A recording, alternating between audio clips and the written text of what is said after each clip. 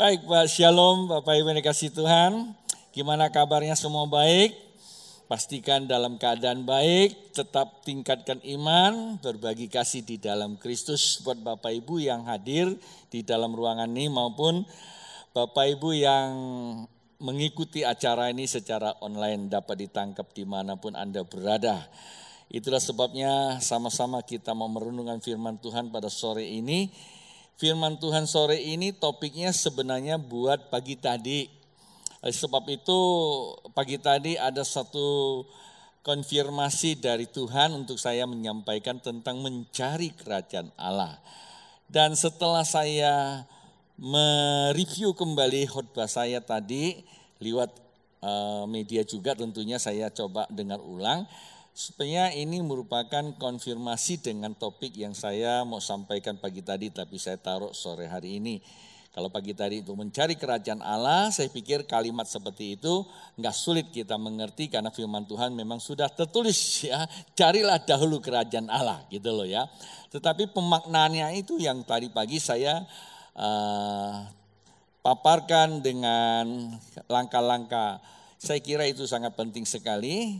Kalau Anda ditanya bagaimana nanti hidup kamu ya, apakah kita pasrah dengan nasib kita? Ya kan? Ya udahlah, karena saya orang kampung memang sudah ditakdirkan seperti itu. Salah ya. Tidak ada yang ditakdirkan seperti itu. Kalau Anda kembali kepada Alkitab, kenapa Tuhan minta kita cari dahulu kerajaan Allah? Artinya ada takdir yang lebih daripada kehidupan yang biasa-biasa di dalam kerajaan Allah.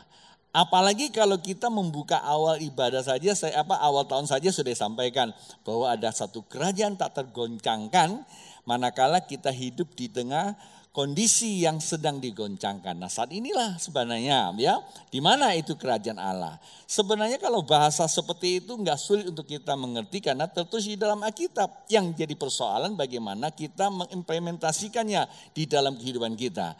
Padahal Alkitab katakan bahwa kita diberikan suatu kerajaan tak tergoncangkan, berarti memang tidak usah digoncangkan. Baik pikiran, perasaan, bahwa tindakan tidak perlu digoncangkan. Suka tidak suka memang kondisi kekinian ya banyak ya digoncangkan. Baik secara mentalitas maupun secara fisik ya. Mentalnya saja sudah tergoncang ya, ada yang stres dan sebagainya. Bahkan di banyak tempat kita dengar ada yang masuk rumah sakit bukan karena sakit ya. Bukan karena COVID tapi karena stres ya dan banyak hal. Dan fisik ya, sakit fisik juga, sakit mental, sakit fisik ya. Itu namanya psikosomatik. Akibat pikiran tentu fisik terkena juga. Dan ada yang juga masalah ekonomi. Kita tahu bahwa di mana-mana ekonomi sudah terasa sekali. Pertanyaannya apakah memang seperti itu? Seharusnya tidak seperti itu kalau kita kembali ke firman Tuhan.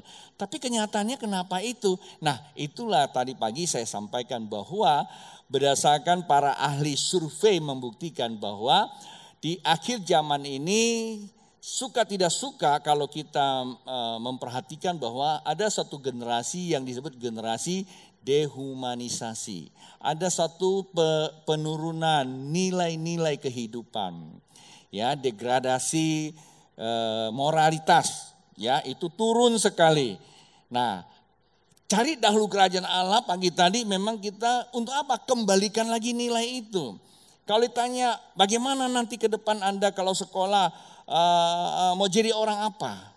Tidak ada satu orang tua, tidak ada satu manusia di hidup ini, di dalam kehidupan biasa-biasa. Semua punya cita-cita. Saya tidak tahu Bapak Ibu yang hadir di sini ada cita-cita enggak? Kalau saya tanya jamain, sebenarnya kamu punya kerinduan untuk jadi apa? Ada niat enggak untuk jadi apa gitu? Pasti ada semua. Tapi karena perjalanan waktu dan apa yang menjadi keinginannya sendiri maupun juga obsesi dari orang tua tidak tercapai, lama-lama udahlah hidup ya segini aja. Terimalah, inilah kehidupan saya. Nah terkadang itu bisa seperti itu. Itu yang disebut apa? Dehumanisasi. Akibatnya kita tidak terlalu mengenal namanya Allah. Tapi tahu Allah dalam konteks keagamaan. Tapi kita tidak pernah namanya mengalami Allah dalam konteks spiritual, hubungan. Nah pagi tadi saya berbicara itu walaupun waktunya tidak terlalu panjang. Tapi saya berharap jemaat bisa nangkap maksudnya. Ya, jadi kata kebenaran itu bukan diucapkan atau bukan diajarkan. Tapi kata kebenaran itu menjadi predikat hidupnya. Duduk takut, salah. Umpamanya kalau sini dikasih garis merah. Pasti Anda tidak rasa, orang yang hidup di dalam kerajaan Allah rasa nggak nyaman kalau duduk yang merah. Maaf ya kalau pas Anda duduk merah bukan sengaja loh ya. Betul nggak? Pasti nggak nyaman. Kenapa? Artinya memang tidak diminta untuk duduk situ. Jadi nggak usah disuruh. Daripada nanti disuruh timbul konflik, lebih baik dengan kesadaran cari yang boleh didudukin. Itu yang pertama. Kemudian yang kedua, masker. Diumumkan terus pakai masker. Masker itu bukan sebuah peraturan menyiksa kita, enggak. Masker itu bukan sebuah aturan menyiksa kita. Masker itu adalah your problem, not my problem. Bukan saya punya problem, itu problem Anda. Betul nggak? Jadi ayo, gak usah curi-curi. Kadang-kadang kita curi-curi gitu loh, nggak kelihatan, copot aja. Ya sebenarnya ruginya siapa sih? Betul nggak? Rugi yang mencopot maskernya. Jadi ya udahlah selama 1 jam. Ini saya ngomong begini tuh lama-lama juga rasanya bosan.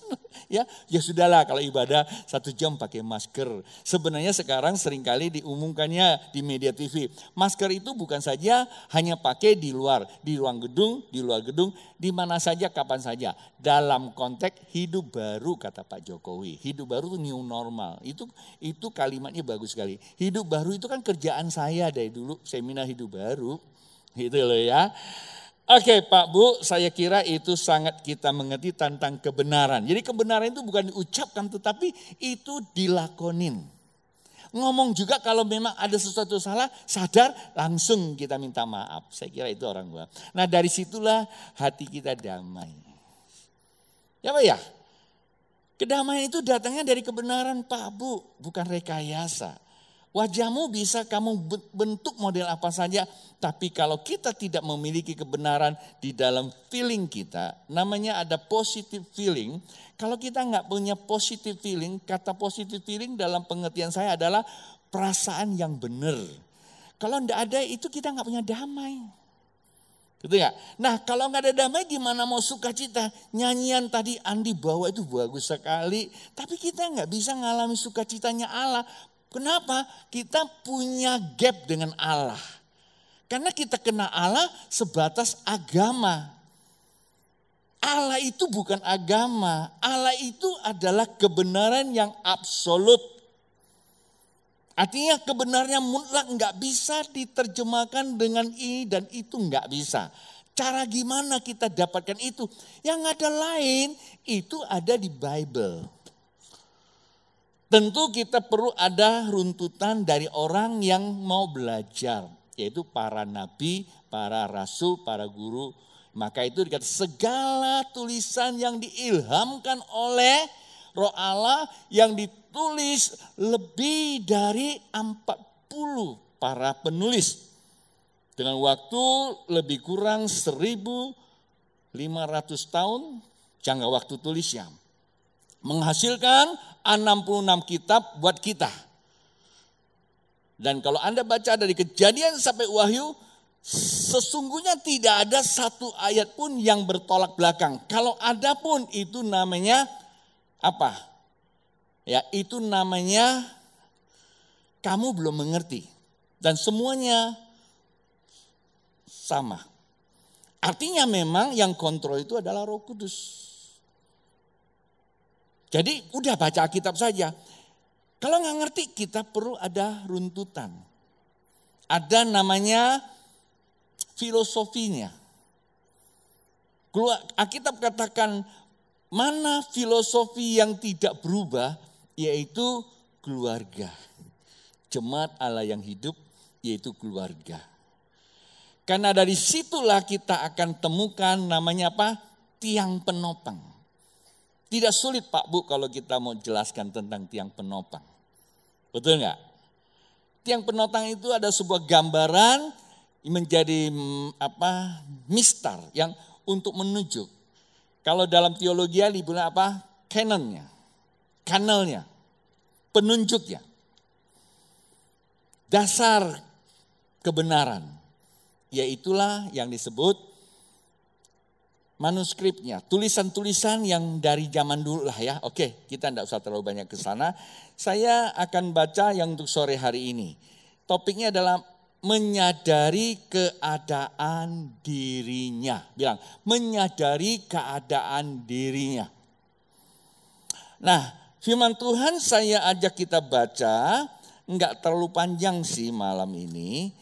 Ya, maksudnya yang dibaca firman Tuhan enggak terlalu panjang, pagi tadi kan banyak gitu loh ya. Dan sore ini kita buka Lukas pasal yang ke-15. Saya baca satu ayat dulu sebagai penghantar untuk kita konteks dari pembicaraan sore ini tentang menyadari dirinya. Di ayat 17, Lukas pasal yang ke-15 ayat 17 berkata seperti ini. Lalu ia menyadari keadaannya. Nah ini jadi topiknya.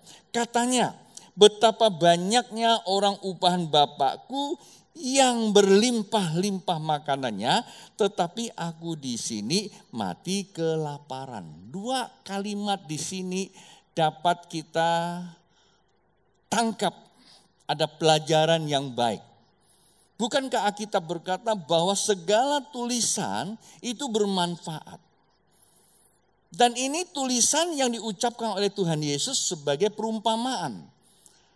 Seringkali kita berkata, ini perumpamaan loh Pak. Tetap firman Tuhan. Bukan sebuah peristiwa. Bukan sebuah kejadian. Tetapi firman Tuhan tidak perlu kejadian. Firman Tuhan itu ya dan amin. Biarpun tidak ada kejadian, pasti dia ada kejadian. Buktinya Alkitab kita ada kejadian. Ya kan? Anda bilang ini bukan kejadian, ini perumpamaan. Iya, Alkitabmu ada kejadian. Nah, perumpamaan ini diambil dari kejadian. Disimulasikan dengan sebuah perumpamaan tentang ada dua anak. Kalau kita membuka kejadian, begitu kita buka halaman pertama, di situ ada orang yang punya dua orang anak. Ada Kain dan Habel. Begitu kita lihat umat perjanjian, di situ juga ada dua orang anak. Umat perjanjian itu namanya anak perjanjian. Yaitu adalah, siapa dia? Ishak. Itu punya dua anak. Dari situlah lahir dua bangsa. Yang kita kenal namanya siapa? Markus dan Matius. Masih ikuti kan? Masih sehat. Yakub dan Esau. Sebenarnya Tuhan menggunakan filosofi itu menjelaskan kekinian. Walaupun kita sedang berada di dalam kekinian, ya, dengan berbagai informasi dan berbagai media, sehingga kita mendapatkan pemahaman-pemahaman yang mungkin agak lebih berbeda secara teknologinya, ya, secara semuanya pasti berbeda dengan zaman dulu. Tapi firman Tuhannya nggak berubah, sama aja. Nah, apa sih sebabnya saya ambil ini ayat? Karena apa? Ada pelajaran khusus buat saya. Tuhan ingin saya sampaikan beberapa hari yang lalu, dari seminggu lalu saya sudah mempersiapkan untuk khotbah pada pagi hari. Dikatakan lalu ia menyadari keadaannya. Artinya apa? Seseorang akan cari Tuhan kalau dia sadar keadaannya. Halo? Seseorang akan cari Tuhan atau cari pertolongan kalau dia sadar keadaannya. Kalau saya bilang cari Tuhan terlalu rohani banget. Tapi dia akan mencari pertolongan kalau dia menyadari keadaannya. Keadaannya tidak baik, maka dia akan cari pertolongan. Nah, anak bungsu ini, di saat ini dia menyadari keadaannya tidak baik. Nah, seseorang tidak akan mencari pertolongan walaupun dia sudah terpuruk, dia sudah istilah orang sana bilang ya, sudah miskin, sudah semuanya itu masih aja nggak mau sadar gitu, ngerti nggak? Udah parah, udah nggak berdaya, tapi masih tidak menyadarinya. Bukankah kita berkata kalau kita berdoa harus apa? Hendaklah engkau berjaga-jaga. Dalam bahasa asli itu namanya apa? Sadar. Artinya apa? Berpikir kalau nggak sadar itu berarti doa secara ritual. Ritual itu apa? Diulang-ulang. Tuhan bilang itu nggak ada gunanya. Anda bisa doa sampai 1 jam, 10 jam, bahkan 1 hari. Karena diulang-ulang. Kamu nggak punya pengertian. Itu namanya nggak sadar. Doa harus ada kesadaran. Artinya apa? Harus terkonek kepada dasar doa, yaitu kebenaran. Ya kan? Kebenaran itu berarti iman. Iman itu adalah hubungan. Paham di situ?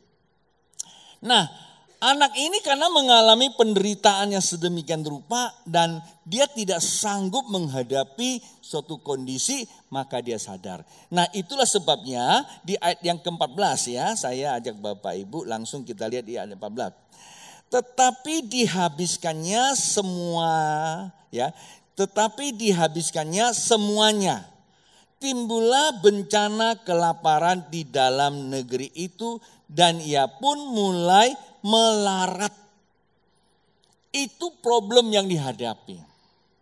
Problem yang dihadapi karena dia tidak mempunyai kekuatan menghadapi apa? Namanya bencana.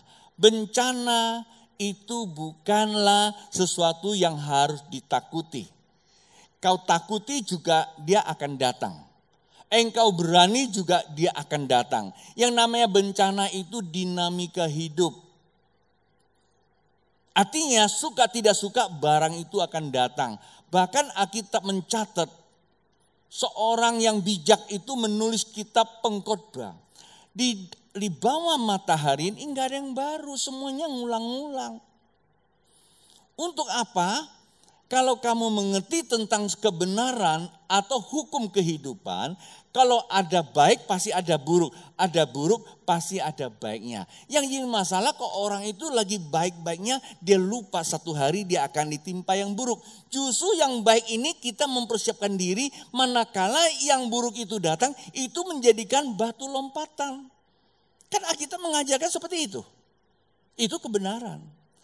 Nah, kita ini selalu mencari kesempatan dalam kesempitan. Makan. Apa? Mati karena makanan. Itu semut. Heran ya, semut selalu matinya di mana? Di gula. Tapi kenapa dia suka gula? Dia makan sampai mati. Walaupun Amsal suruh kita belajar sama semut. Tapi yang disuruh belajar bukan semut itu kali ya, semut yang merah itu. Ini semut yang kecil-kecil yang suka gula. Semut yang merah-merah gak suka gula ya, gitu loh. Nah kita lihat saja itu kebenaran. Artinya apa? Karena kita tidak mengerti tentang tujuan hidup. Nah anak yang terhilang ini dia gak mengerti tentang tujuan hidupnya. Yang dia tahu cuma apa? Terpengaruh oleh hidup. Jadi cerita gini, ya dia datang kepada Bapak. Bapak berikanlah hakku. Kita semua punya hak untuk mengelola kehidupan kita. Tuhan berikan hak bebas. Anda mau bikin dosa, Tuhan tidak larang. Kalau Tuhan larang berarti dia tarik kita. Tapi firman Tuhan memberi penerangan. Ngerti gak maksud saya? Jangan salah tafsir loh. Tuhan tidak melarang kamu. Jangan, itu bahaya, enggak. Tapi ada firman Tuhan menerangi kalau kamu makan buah pengetahuan, kamu mati. Sudah ada itu barang. Apakah tiap hari dikasih tahu? Enggak. Ada iman, ada firman, ada roh, berarti ada kuasa. Hanya terkadang terjebak oleh sebuah stigma. Kalau saya gunakan stigma dalam dunia psikologi, itu namanya hipnotis. Hari-hari ini kita seringkali dihipnotis oleh kehidupan ini. Ada begitu banyak sekali yang bisa hipnotis kita. Saya lagi bicara begini, Anda jangan memandang saya seperti, wah kalau gitu pendeta ini hebat banget ya. Saya juga seringkali kena juga stigma seperti itu. Contoh saja handphone. Betul nggak? Lebih suka kita tukar yang baru untuk ngikutin tren atau kita pakai satu sampai dia rusak. Kecuali kalau nggak punya duit. Kan itu aja kan. Nah itulah. Kalau kamu punya duit, ada yang pakai bintang 3 nih. Kan keluar lagi bintang 4. Capek loh. Salah gak sih seperti itu? Saya tidak mengatakan salah. Yang jadi masalah itu karena kita tidak mengerti tujuan hidup kita. Kalau ditanya, hidup kamu mau apa? Saya mau jadi orang sukses. Oke, saya setuju. Tak seorang ayah pun ingin anaknya hidupnya melarat, betul gak? Termasuk bapak ini. Kalau anaknya minta haknya, dikasih gak? Dikasih. Kenapa? Karena setiap bapak ingin anaknya juga sukses. Dan setiap orang juga kepengen sukses. Pertanyaan saya, bagaimana kamu mencapai sukses? Betul gak? Kalau Anda bilang bahwa Tuhan menjadikan saya kaya, sangat amat kaya, betul, tidak salah. Artinya memang Tuhan ingin kita sukses. Tuhan katakan masa depan kita penuh pengharapan, itu sukses juga. Baca deh Alkitab. Tuhan tidak pernah ada ayat mengatakan kita ini menjadi orang pecundang, nggak ada. Dahsyat kejadiannya. Kenapa? Di dalam kandungannya saja kita ini bisa jadi manusia aja sudah sukses mengalahkan berjuta-juta lawan kita di dalam kandungan. Kita udah sukses tuh, udah pemenang. Heran kita udah dapat mahkota hidup, tapi di kehidupan ini kok kita jadi kalah sama kehidupan. Apa gak mempermalukan dirimu sendiri? Seharusnya kehidupan ini tunduk kepada hidup. Tapi kenyataannya hidup kalah sama kehidupan. Memang kehidupan ini sudah disandra sama si jahat. Dia akan selalu stigma kita dengan berbagai media. Nah, kalau kita mengatakan bahwa Allah menciptakan saya sukses, kenapa? Karena kita ini memiliki siapa? Kita memiliki pribadinya Allah. Kita memiliki gambarnya Allah. Bukankah kita ini menjadi orang yang dahsyat? Haleluya.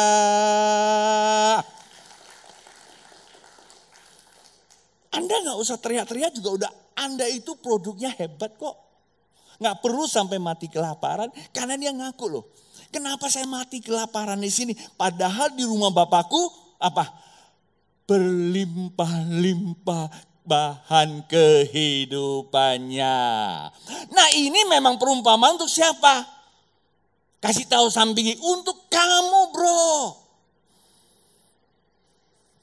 Bukan kerja sama tukang babi cari ampasnya. Itu orang yang kehilangan tujuan hidup. Maka itu dikatakan hidupmu, kita dipanggil, hidup itu bukan milik kita loh. Kalau Tuhan bilang sudah selesai, Anda boleh deh buat apa tetapnya selesai kok. Karena hidup itu pemberian Tuhan. Supaya kita tetap hidup, itu pasti harus bersama dengan Tuhan. Nah sekarang tujuan hidup kamu apa? Kasih bilang sukses. Betul.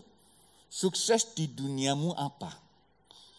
Maka itu kan kesuksesan di duniamu hadirkan kerajaan Allah. Kan begitu.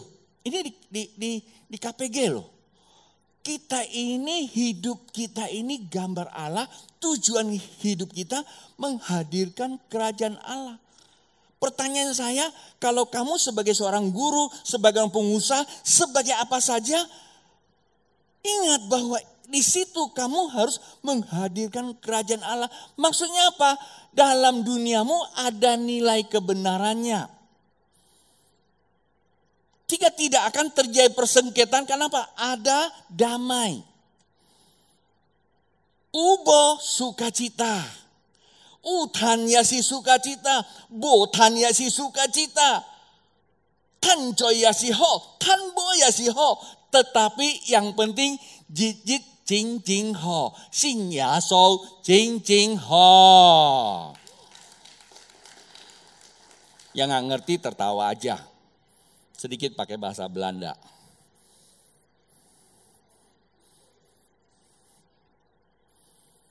Kan seperti itu.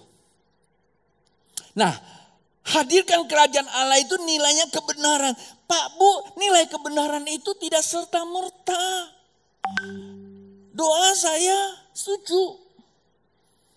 Saya setuju doa. Tapi kalau doa tanpa kebenaran itu namanya apa? Ritualitas, budaya, lama-lama jadi berhala. Datang ke gereja tanpa kebenaran juga berhala loh. Hanya ritual aja.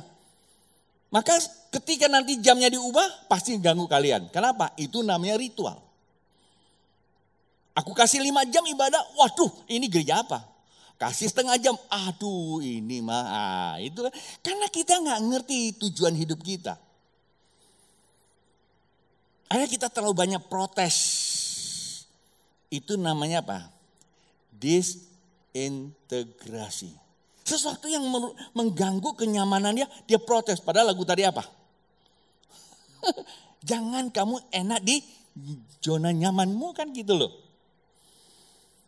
Nah di situ dikatakan yang ketiga, untuk kamu bisa mencapai tujuan menghadirkan kerajaan perlu usaha. Perlu usaha. Ya bukan? Kan begitu, di KKBG kan begitu kan.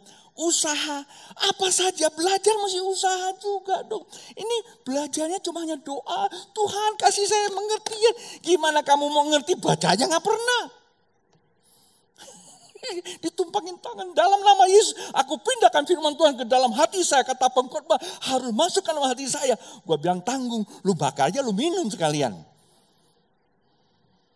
Yang saya lagi ngomong tuh orang Singapura. Psalm 21 semuanya pasti baca. Usaha Pak Bu.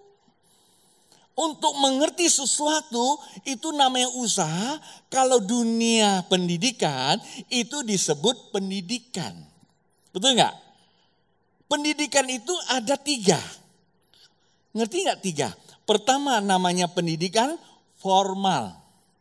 Ada namanya pendidikan apa? Non formal. Yang ketiga apa? Pendidikan informal. Dari 3 pendidikan, mana yang punya kandungan absolut?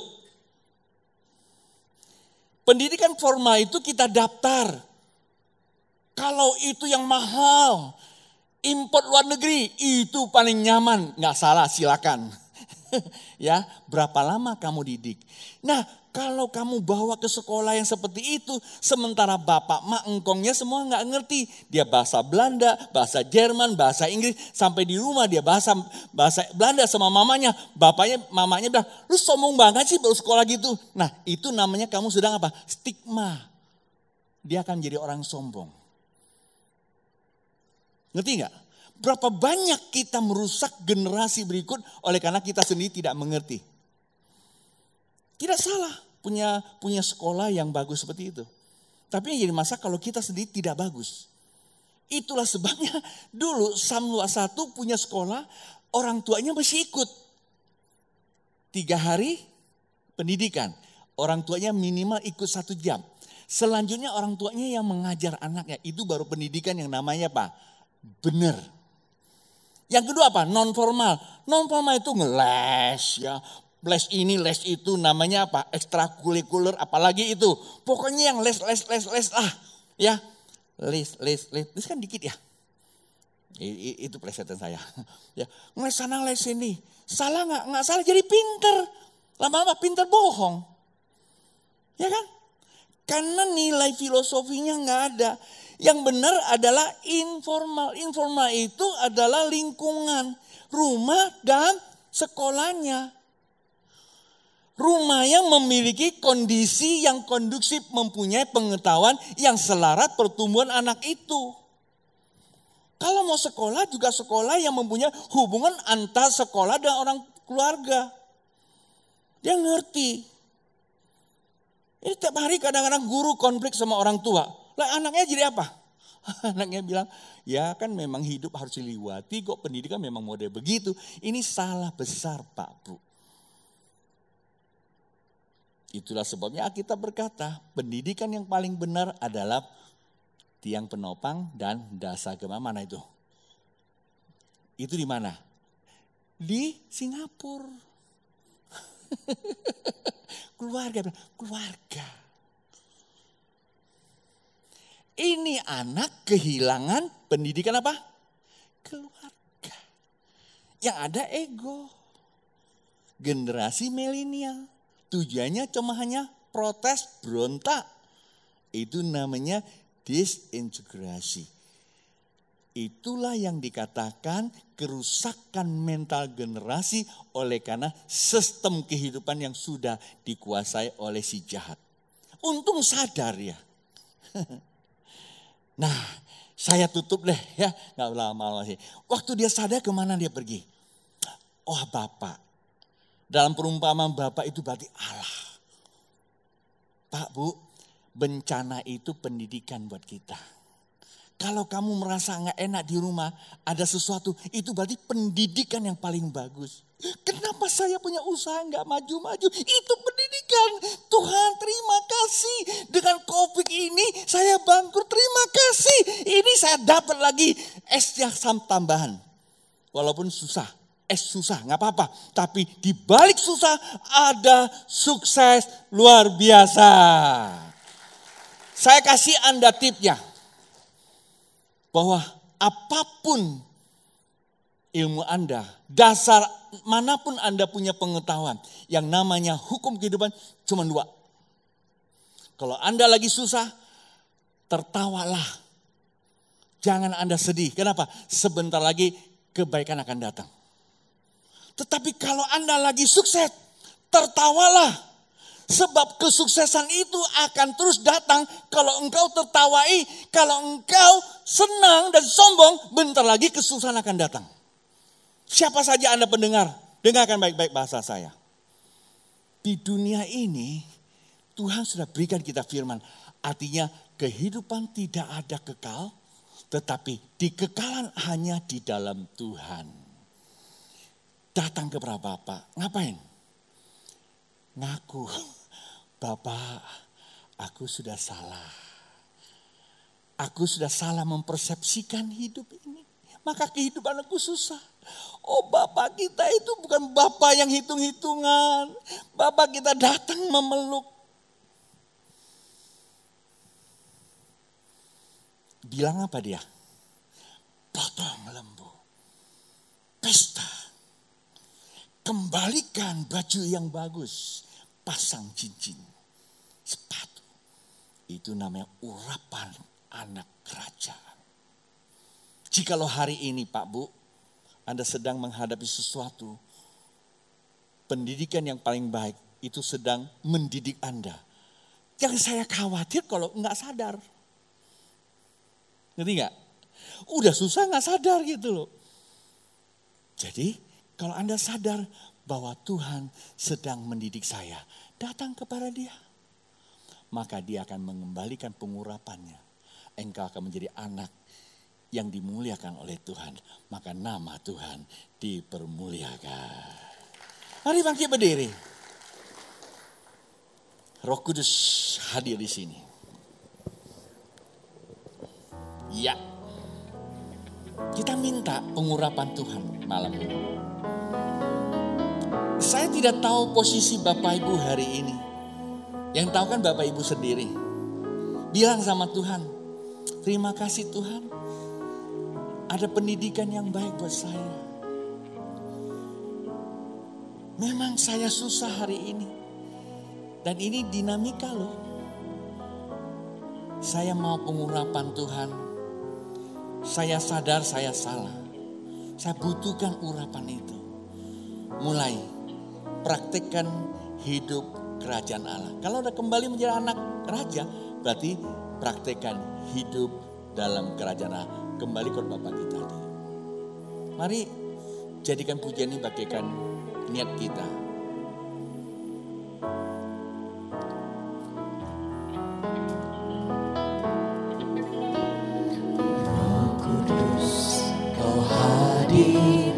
sini.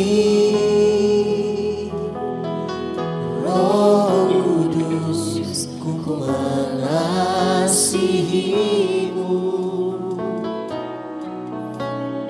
Kau lembut, kau manis, Kaulah penghiburku, penolongku, diutus Bapa-Ku.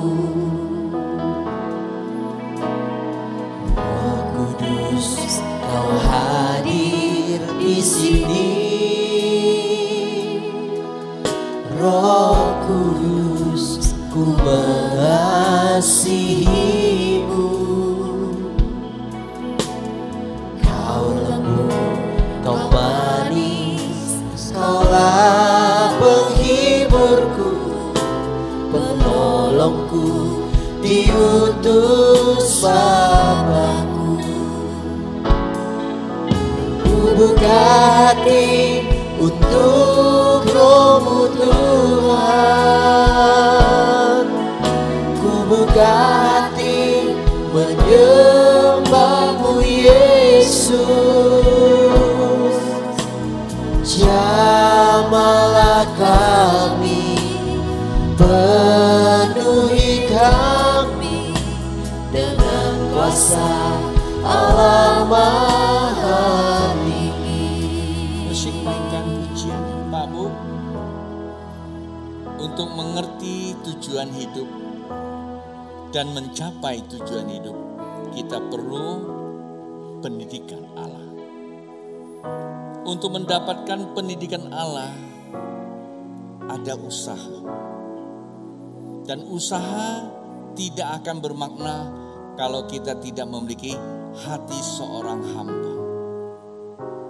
Dan kerendahan hati, kita sambut setiap pendidikan itu datang. Kalau hari ini ada begitu banyak persoalan, jadikan itulah materi pendidikan dengan kerendahan hati. Kita lihat Tuhan, kita tidak lihat masalahnya. Dan kita akan menangkap nilai-nilai kebenaran dari peristiwa yang kita sedang hadapi.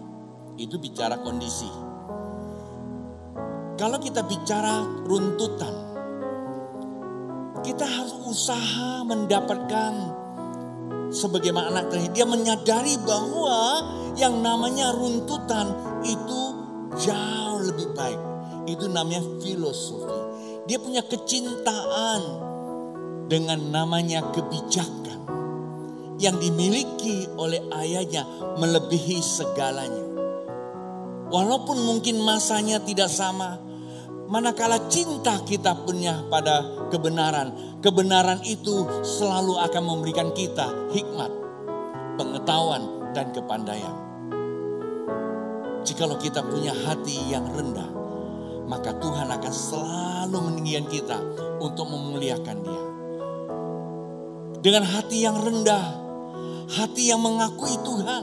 Waktu kita panggil Roh Kudus, waktu kita panggil Roh Kudus, Bapa telah mengutus Dia buat kita.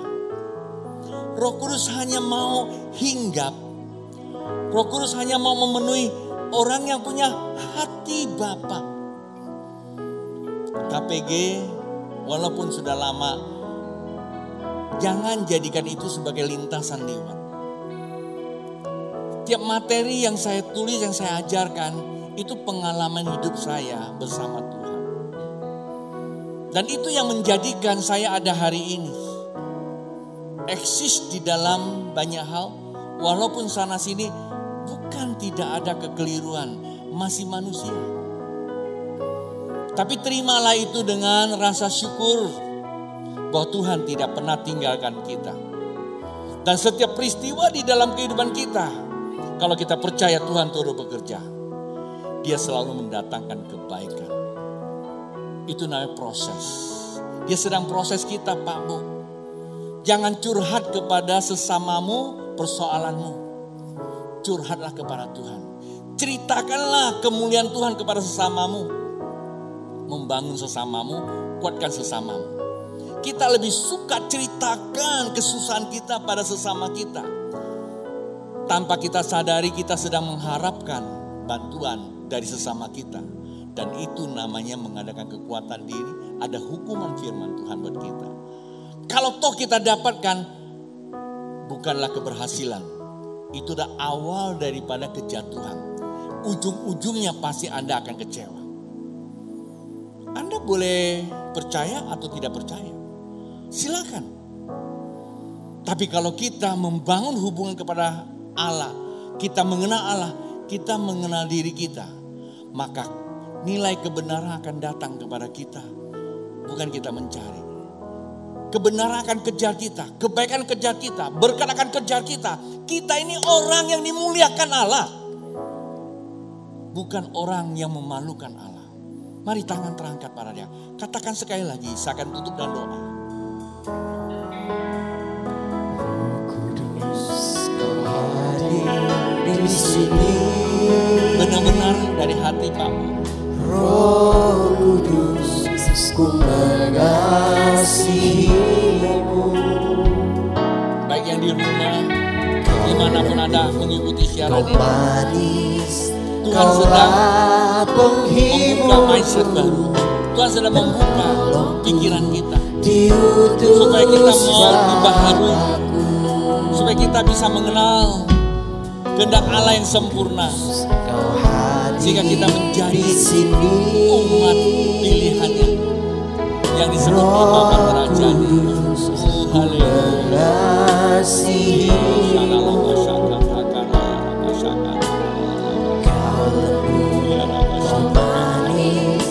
Kaulah penghiburku, penolongku, diutus Bapa-Ku. Ku buka hati untuk Roh-Mu Tuhan. Ku buka hati menyembah-Mu Yesus. Jamalah kami, penuhi kami dengan kuasa Allah Maha Tinggi. Ku buka hati untuk Roh-Mu Tuhan. Ku buka hati menyembah-Mu Yesus. Jamalah kami, penuhi kami dengan kuasa Allah Maha Tinggi. Ada seorang bapak di tempat ini, ada rencana untuk melepaskan asetnya dalam bentuk logam mulia. Tapi ada sedikit konflik dengan keluarga. Berdoa, kalau memang itu menjadi kebutuhanmu, kau akan mendapatkan yang lebih baik.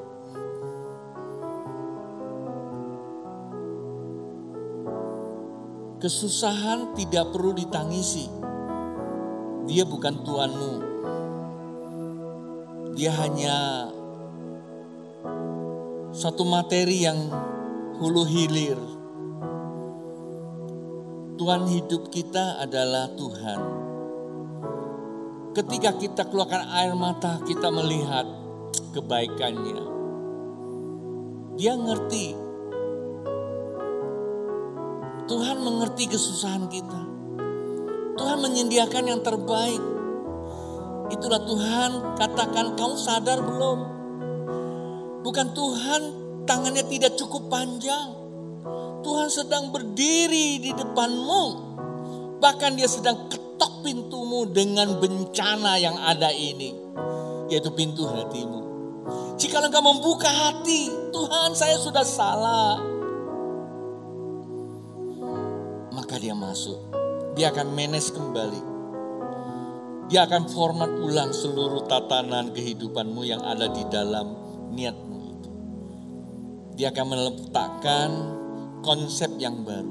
Konsep kerajaan Allah.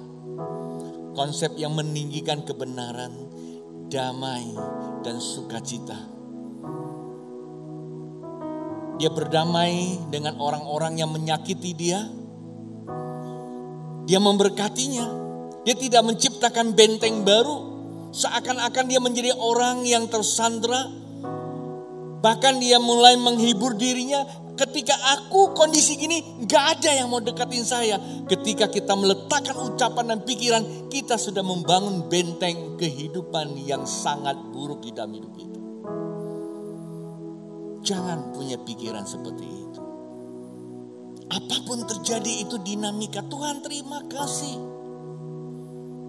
Hadir ke dalam kehidupan orang yang tidak kau sukai, yang pernah menyakiti. Bawa dia tiap pagi. Saya kasih contoh. Umpamanya Thomas. Ini contoh aja. Karena dia menyakiti saya. Gayanya, bahasanya. Saya punya hak. Sudah dikasih sama Bapak untuk menjadikan dia adalah musuh saya.